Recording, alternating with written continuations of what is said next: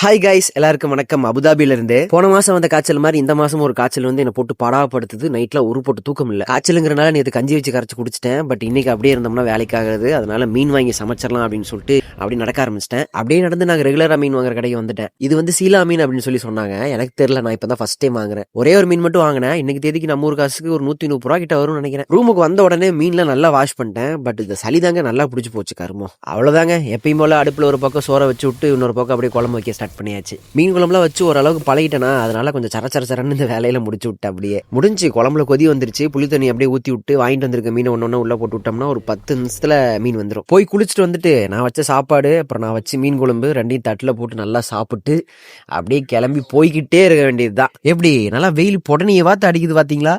அங்க தெரியுது பாத்தீங்களா, தூரமா ஒரு டவரு. அதெல்லாம் தாண்டி நான் போகணும் என் லொகேஷனுக்கு. நானும் இந்த வெயிலின் தாக்கத்திலிருந்து தப்பிக்கிறதுக்கு மாய்ஸ்சரைசர், சன்ஸ்கிரீனு அப்படின்னு எல்லாமே போடுறேன். பட் என்ன ஓட்டாலும் இந்த 2 கை மட்டும் கண்ணங்கரேன்னு கருத்துருதுங்க. இந்த காய்ச்சல்னால நைட்ல ஒரு போட்டு தூக்கம் வரல.